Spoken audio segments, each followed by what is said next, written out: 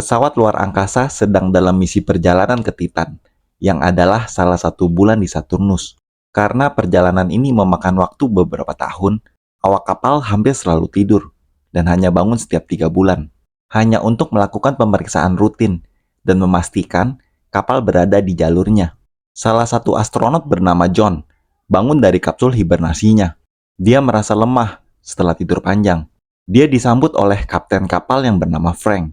Sang kapten mengingatkan, obat-obatan yang digunakan dalam masa tidurnya dapat menyebabkan efek samping. John mencoba mengambil waktu sejenak untuk memulihkan diri, tetapi Kapten Frank memintanya untuk segera melakukan pekerjaannya. Setelah mandi sebentar, John bergabung dengan Frank dan Nash untuk mendiskusikan langkah selanjutnya. Mereka mendapat pesan dari pusat kendali di bumi yang mengingatkan mereka untuk segera melakukan pemeriksaan peralatan rutin dan juga mengevaluasi laporan psikis mereka. John teringat akan pacarnya yang bernama Zoe, tetapi dia merasa dia berada dalam kondisi yang sedikit aneh, sampai dia kesulitan untuk dapat makan. John mengaku kepada Nash, dia tidak dapat mengingat nama belakang dari pacarnya.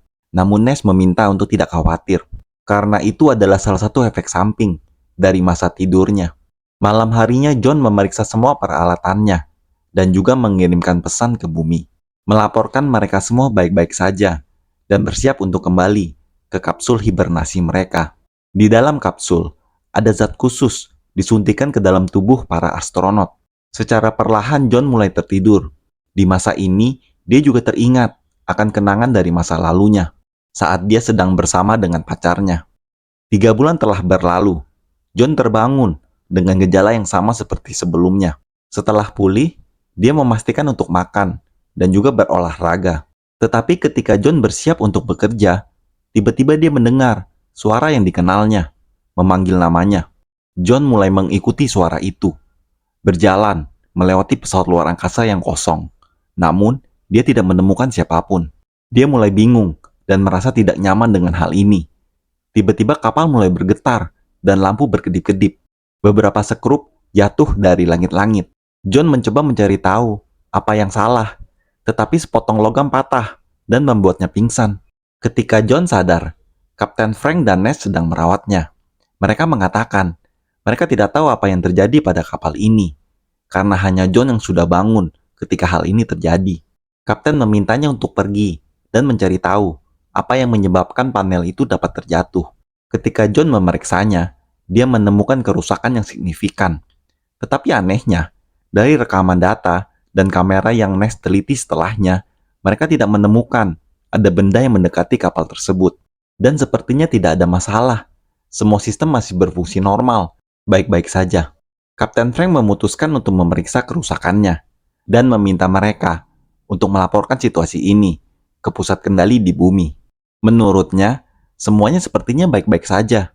Namun Nash mencoba meyakinkan kapten untuk membatalkan misi ini dan kembali ke bumi. Baginya ada yang aneh dengan pesawat ini. Kapten Frank mulai mempertimbangkan tentang kemungkinan adanya permasalahan di pesawat ini. Akhirnya mereka berkumpul untuk membuat keputusan bersama. Tetapi, konflik semakin meningkat di antara mereka. Karena kapten meyakini mereka harus tetap menjalankan misi menuju Titan. Dari data yang diterima, tidak menunjukkan adanya kerusakan sistem di pesawat ini. Nash mulai panik. Dia bersikeras jika melanjutkan misi itu terlalu berbahaya. Tetapi kapten tetap pada pendiriannya, kecuali ada perintah baru dari kontrol pusat di bumi. Jika tidak ada, mereka akan terus menuju Titan.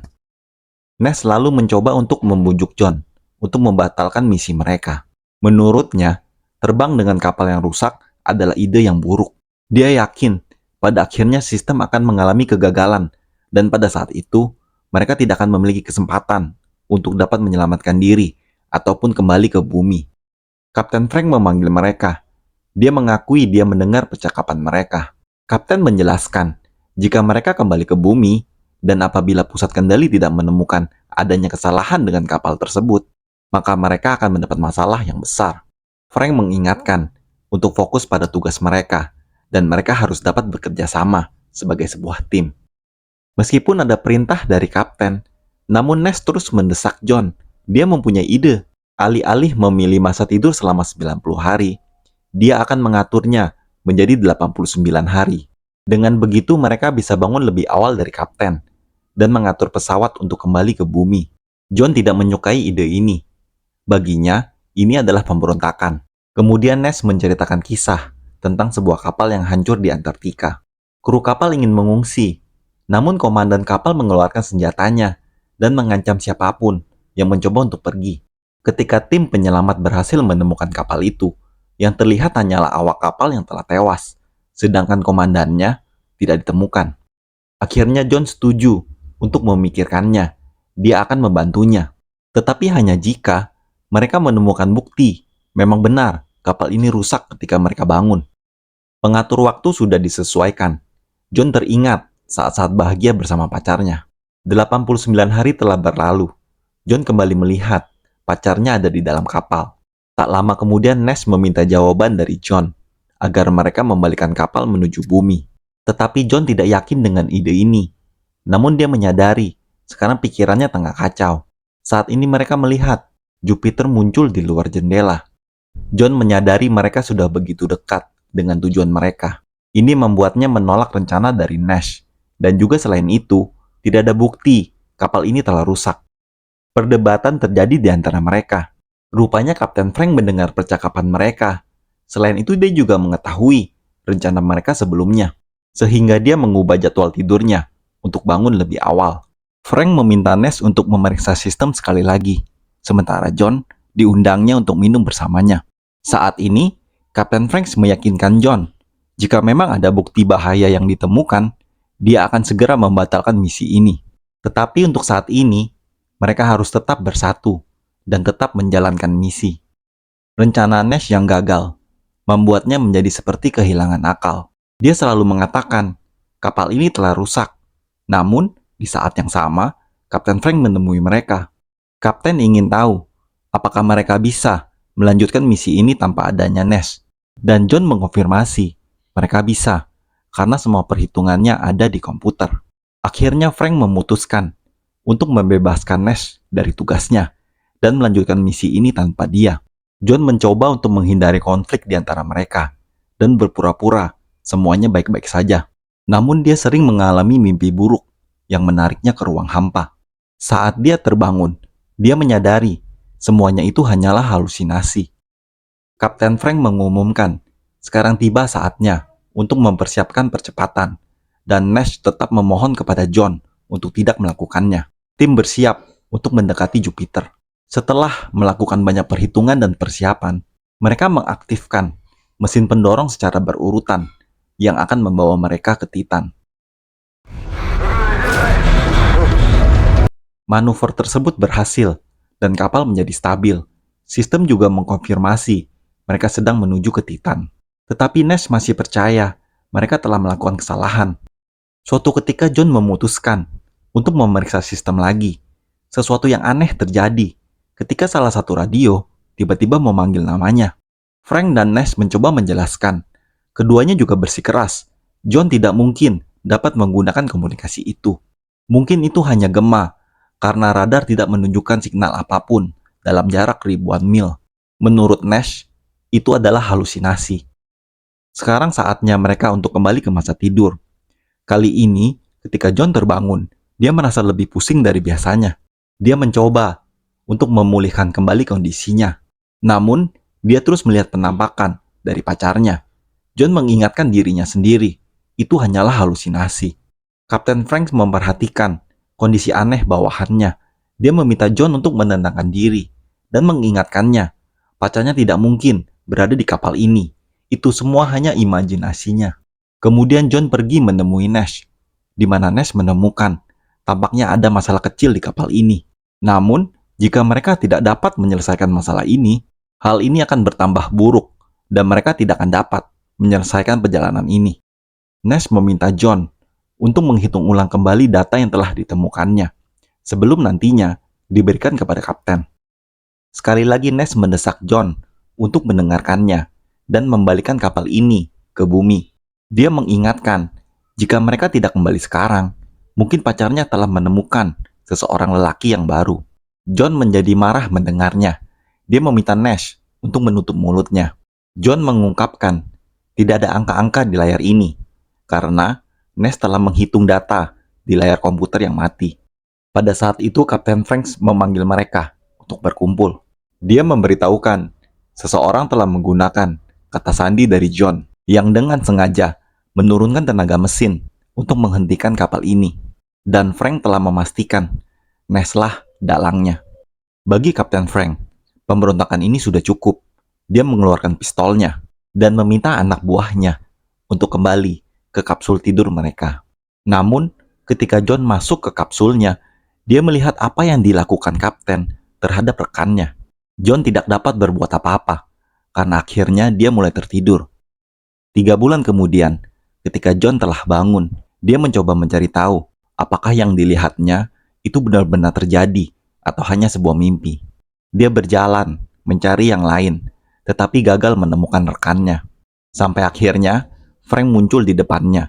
Dia meyakinkan John jika Nash baik-baik saja. Karena kondisi Nash sedang tidak stabil, jadi dia tetap berada di kapsul tidurnya sampai tim berhasil mencapai Titan.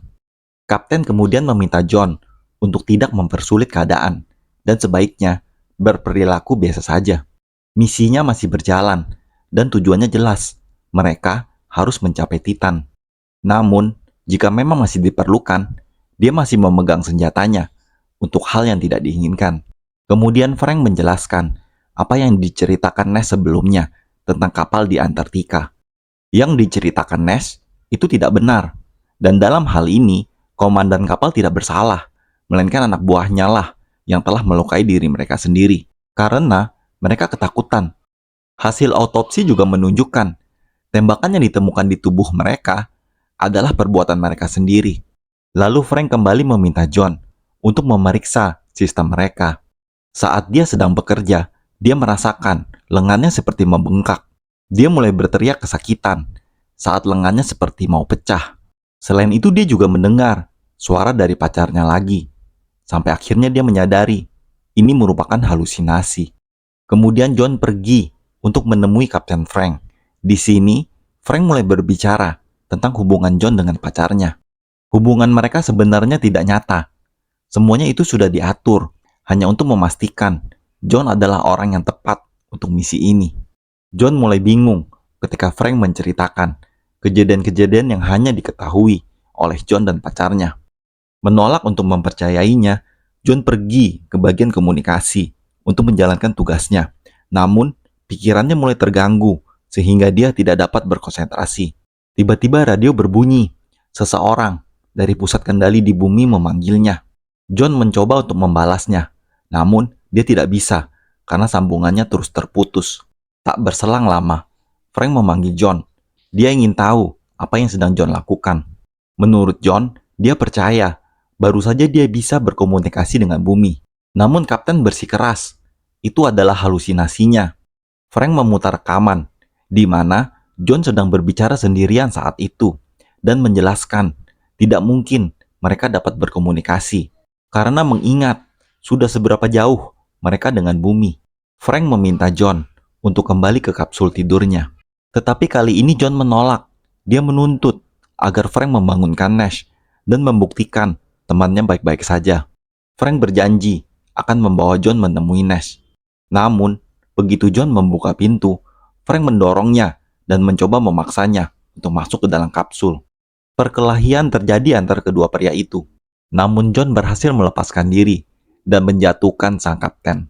Dia bertanya, di mana Nash sekarang? Namun, Frank hanya tertawa. Saat ini John seperti kehilangan arah. Dia mulai berkeliaran untuk mencari Nash. Namun dia tersesat dan bingung. Dia berjalan menuju ruang kendali untuk mencari tahu di mana Nash berada. Frank berusaha mencegahnya, dan untuk kedua kalinya, John menangkisnya hingga membuatnya pingsan. John yang sudah kehilangan arah, menanyakan kepada komputer di mana Nash berada. Where is Nash? Nash is on the bridge. Namun, ada jawaban dari komputer yang membuatnya kaget. Dia mendapati di kapal ini hanya ada satu orang, hanya dia sendiri. Nama lengkapnya adalah John Frank Nash. Selama ini dia berhalusinasi tentang 2 astronot lainnya. Menyadari dia sendirian, John mengalami gangguan mental. Dia tidak tahu lagi apa yang harus diperbuatnya sekarang. Sampai akhirnya dia mencoba untuk menghubungi pusat kendali di bumi. Yang mengejutkannya, pacarnya menjawab. Zoe? John, it's me. Awalnya dia tidak yakin suara Zoe adalah nyata, namun dia tetap menceritakan apa yang terjadi dengannya. John mengakui dia mungkin akan menjadi gila. Zoe menjelaskan mereka tidak sengaja memberikan dosis masa tidur yang terlalu kuat. Itulah sebabnya dia menderita halusinasi. Tetapi itu bukan bagian terburuknya. Zoe memberitahunya, ternyata selama ini kapal ini tidak pernah berangkat ke luar angkasa. Ini hanya bagian dari eksperimen. Mereka membuat replika kapal yang sempurna, dan kapal ini berada jauh di bawah tanah. Planet dan bintang yang dia lihat melalui jendela hanyalah simulasi. Begitu pula dengan insiden yang menyebabkan kerusakan pada lambung kapal. Itu adalah gempa bumi. Gempa itu membuat komunikasi terputus untuk sementara waktu. Itulah sebabnya mereka tidak dapat menghubunginya dan memperingatkan tentang dosis masa tidur yang digunakannya. Zoe meminta John untuk pergi meninggalkan kapal. Dia meyakinkannya di luar ada terowongan yang akan mengarahkannya ke permukaan. Namun Kapten Frank muncul kembali dan memintanya untuk tidak melakukannya. Frank menegaskan suara Zoe hanyalah halusinasinya karena pikirannya membutuhkan penjelasan yang masuk akal untuk kondisinya saat ini. Frank memberitahu jika dia keluar dari kapal ini, di luar sana yang ada hanyalah ruangan hampa yang akan menariknya keluar dan mengakhiri hidupnya. John awalnya ragu, tapi dia menolak untuk percaya kepada Frank. John berkata, dia mencintai Zoe, dan saat ini pintu terakhir mulai terbuka. John melihat ada terowongan di depannya. Dia mendengar suara Zoe mengarahkannya agar dia berjalan menuju cahaya. Pada saat itu, lampu mulai berkedip. Ketika John menyentuhnya, dia teringat perkataan Zoe tentang cahaya. Ternyata, dia benar-benar berada di luar angkasa. Tubuhnya tertarik dan terlempar ke dalam kehampaan.